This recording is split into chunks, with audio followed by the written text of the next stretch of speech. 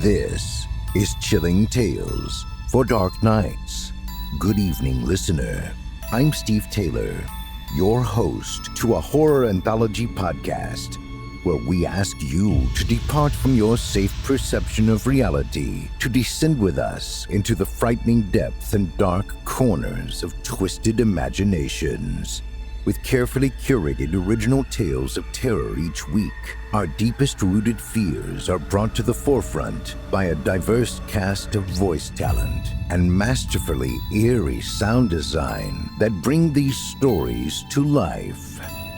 We'll give you tales of unnerving encounters with the occult, harrowing hauntings, and sinister seances that show just how darkness knows no bounds.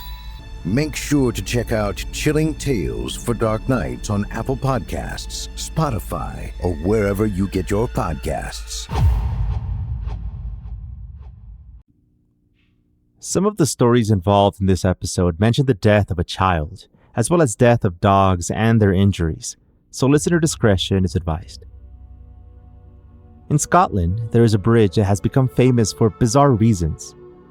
Dogs from all over the place have been known to go to it and jump to their deaths. But what are the reasons for it? And if there are other bridges with the same characteristics around the same area, why do they pick this one? Let's go meet the legends and ghosts of this place, right here on Overton Bridge. My name is Edwin, and here's a horror story.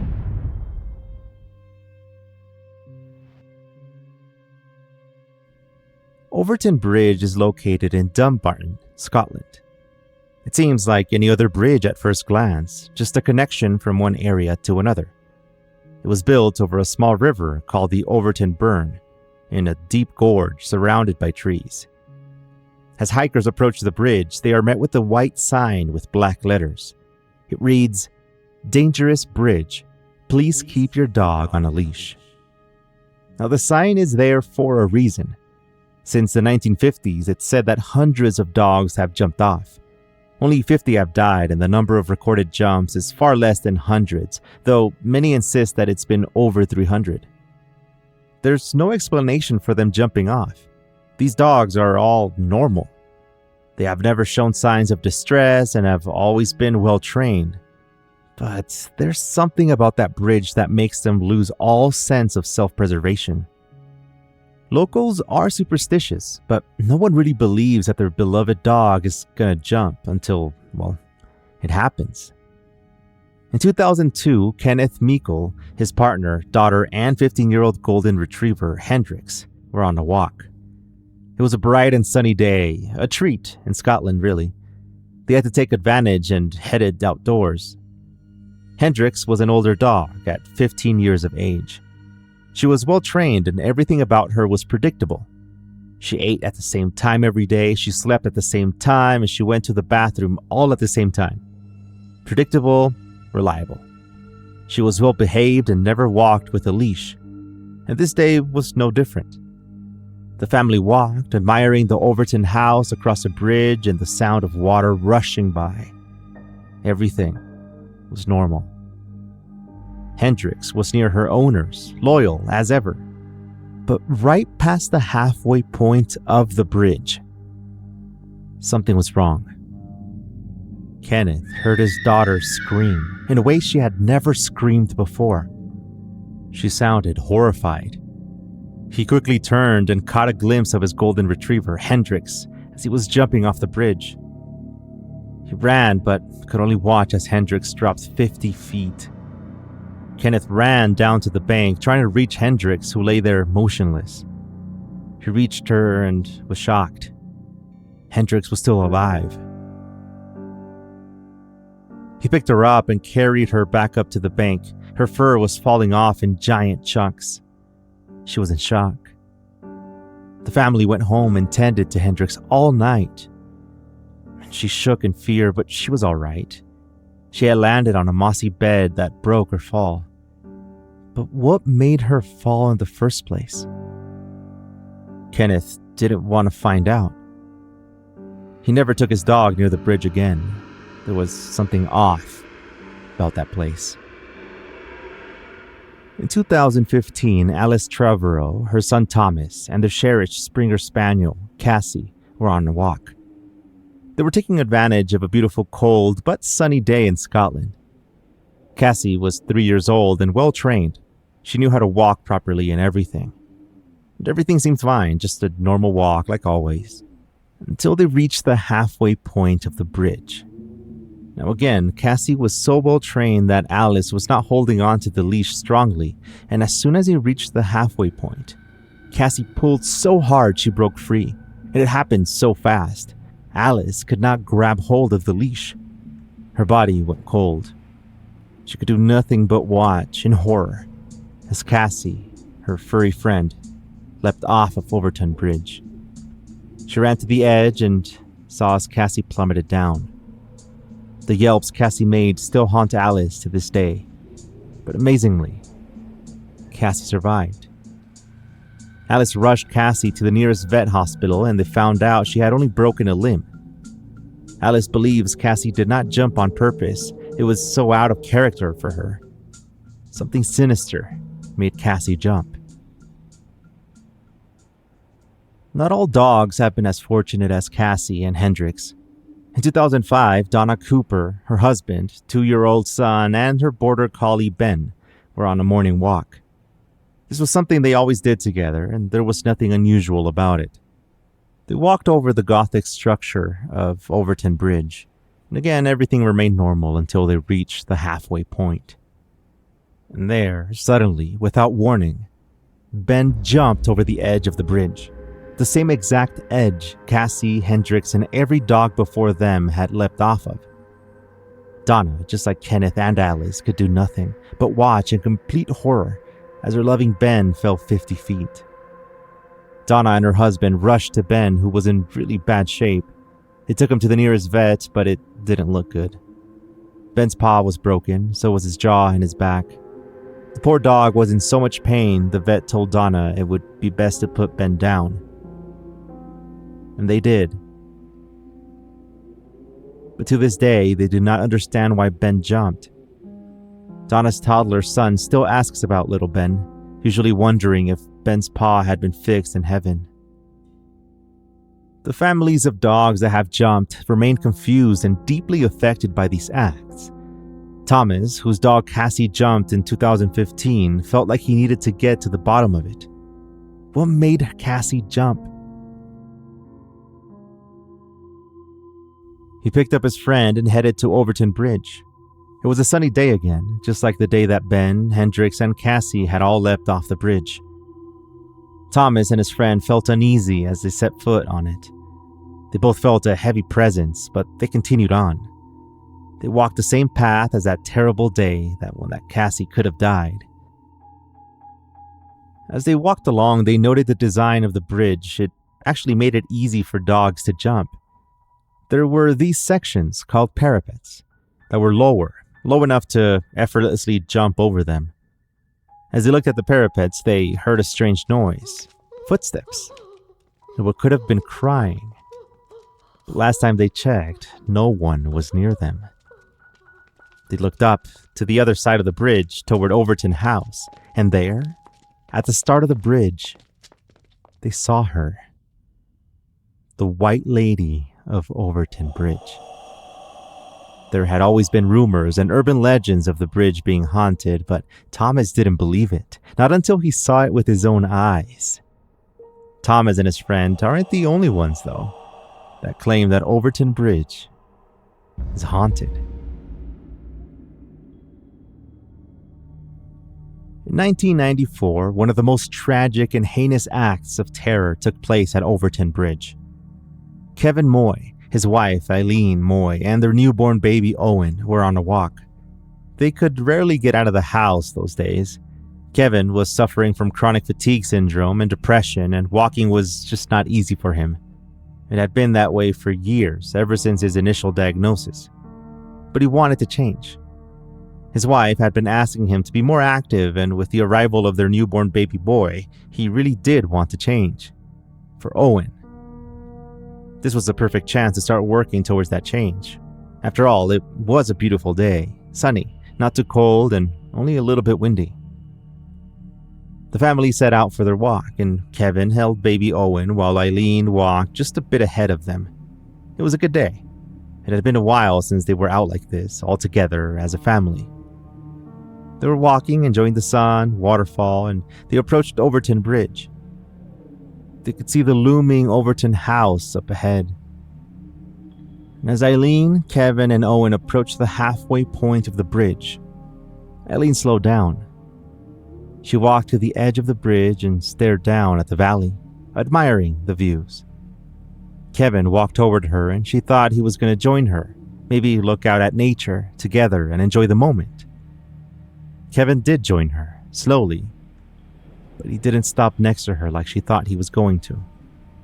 He also wasn't holding Owen like one was supposed to hold a newborn baby. He wasn't cradling him and supporting the baby's head. Instead, both of Kevin's arms were extended and his hands were around Owen's body. He was dangling Owen over the bridge. Eileen screamed as she tried to stop him, but Kevin let go of his newborn baby. She could do nothing but scream in pain as she watched the baby she had just given birth to fall 50 feet down. Her earth-gutting scream got the attention of others who were hiking nearby. Kevin himself had one leg over the bridge, ready to jump, but Eileen pulled him back. The hikers arrived and pinned Kevin down, but he was fighting them. They dragged him to Overton House to get him away from the bridge. All this time, others were continuing to look for baby Owen, and meanwhile, at the Overton House, Kevin continued to fight the hikers. Eileen could only scream and cry. Kevin wasn't making any sense. He told everyone that he was the Antichrist and that Owen was Satan. If they stayed alive, the world would be in danger. The Gulf War was their fault. They were going to be infecting the world with a deadly virus. They both needed to die. The bystanders struggled to hold on to Kevin. He was too strong and he broke free. He ran across the halls of Overton House, barged up to the kitchen where he found a knife. He slit his wrists, maybe trying to finish his mission. Paramedics arrived and they began life-saving measures. Back underneath Overton Bridge, rescuers found baby Owen. He was still alive and rapidly transported to the nearest hospital, but he tragically passed away from his injuries the following day. Kevin survived his suicide attempt. You know, it's interesting. Kevin had been paranoid and obsessed with the number 6 for years. He reportedly also discussed Satan a lot, but no one believed him to be of any danger to anybody. He was charged for the death of baby Owen, and during his trial, he was found not guilty for reasons of insanity. Psychiatrists testified and diagnosed Kevin Moy with paranoid schizophrenia. He was suffering through psychosis when he threw his son from the bridge. He was sent to a maximum security psychiatric hospital and received treatment. He was released in 1999 and maintained for years that the bridge was indeed haunted. And Kevin is just one of the many who claim that the bridge has something going on. Paul Owens is a teacher and philosopher who grew up in a nearby town close to the bridge. He had always been extremely curious about the phenomena. What was really behind the jumping, behind the tragedy? He even wrote an entire book in 2018 dedicated to this mystery. He believes the reason is supernatural, and what he experienced in 2013 cemented this belief for him. He used to frequent the bridge regularly. It was normal for him. On this particular day, he was standing past the halfway point of the bridge, looking over the side, when, suddenly out of nowhere, he felt a firm, hard poke on his back. And then he felt the finger poking him again. No one was near him, but he believes that an entity was trying to push him over the bridge, and that it was most likely the Lady of Overton. He described it as, quote, the sensation you get when you fear someone might push you over the edge of a train platform. This also happened to be the same spot that Kevin tried to jump over after throwing his baby. It also happens to be the same place most dogs jump as well. Was there something in Overton's bridge past that was making dogs and people jump? And also, who was the White Lady of Overton? Why was she there? I'll tell you all about this up next. Stay with me.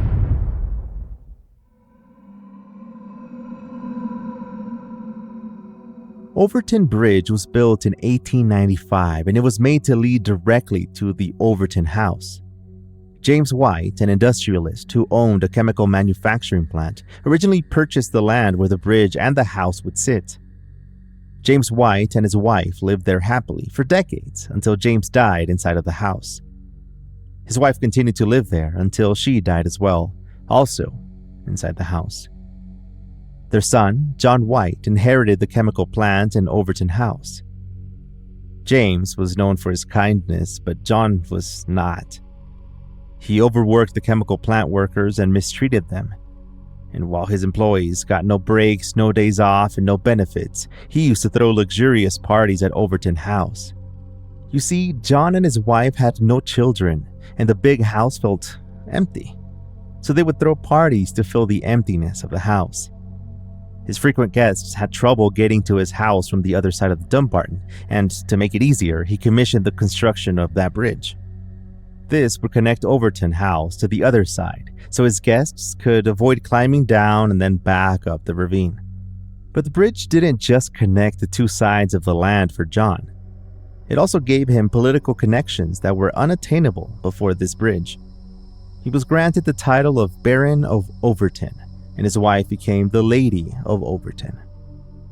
And they continued to hold their parties, but other than that, Lady Overton sat alone in the giant house.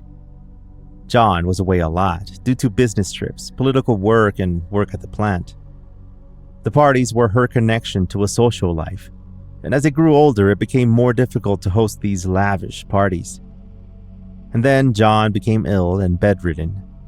Lady Overton cared for the Baron as best as she could, but he eventually passed away, leaving her all alone. After John's passing, Lady Overton became isolated. She was never seen in town. She would stay in the lonely mansion all by herself, with only her thoughts for company. Every once in a while, the townspeople would pass by late at night and see her, pacing the bridge back and forth, back and forth.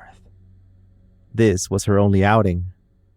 Maybe it reminded her of better times when her husband was still alive and that bridge was her connection to a social life. Lady Overton outlived her husband by 31 years, and they were long, companionless years.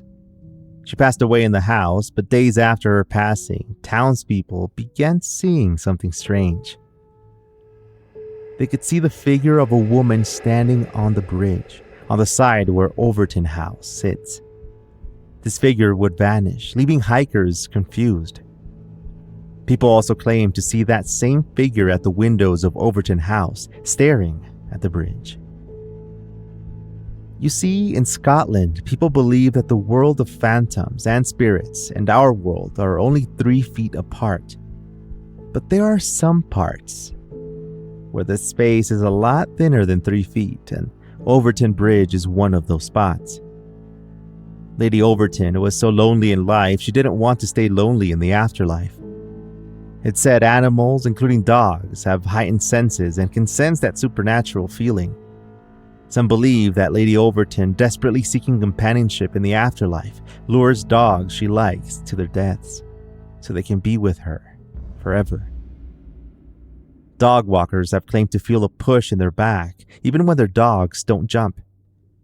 People have also felt a heavy feeling while walking along that bridge. Many have heard strange undertones and a very faint drumming sound. During one spirit box session by the paranormal hauntings team recorded the voice of a woman on the bridge saying, "Thank you." Lady Overton isn't the only one haunting this area either. Hikers and paranormal investigators have seen what they believed is the ghost of a child and a man at Overton House. And if that wasn't enough, Scotland was home to witch burnings in the 17th century. The last witch was executed in 1695 in Dumbarton, the place where the bridge is. A lot of these burnings happened in the same land that Overton House and Overton Bridge would be built in. It's said that the souls of the victims killed during the witch trials remain in this area. The Scottish Ghost Company does a lot of paranormal investigations in Scotland using different equipment. They have a video of their investigation at Overton House on their website. In the video, you can see a group of people that are standing in the woods in front of trees right outside of the house. They set up big flashlights in front of them called the maglite torches. In paranormal investigations, maglite torches can be used to ask questions with directions. Things like, if you're here with us, can you turn on the flashlight? Or can you flash it on and off 2 times? And if it happens, then it's believed that the spirit is there. Some type of intelligent response. In the video by the Scottish Ghost Company, someone asks, "Can we ask you some questions? Can you turn on the other one over there?" The camera pans to the right and there's a maglite in the tree. It turns on and everyone cheers and thanks the spirit. The team believes it was the ghost of a witch that was with them that night. We'll never really know exactly why dogs are jumping. There are researchers and animal behavioral specialists that think that the scents of Overton Bridge are just so overwhelming that it causes sensitive dogs to leap to their deaths. And through our research, we found so many different theories, like things with sounds and minks that were around there than their nesting grounds, and things that affect the senses of dogs, sometimes in their ears or by the smell. And sure, these sounds and smells are natural explanations for jumping dogs, but what about the uneasy feeling humans get on the bridge? The hums and the drums and hands that push dog walkers. All these theories don't explain the Lady of Overton and the sightings on the bridge as well. And maybe we will never find the answer. Just like we'll never find the reasoning behind the feeling of someone nudging you to the edge of a bridge as you look back, realizing that you're the only one there.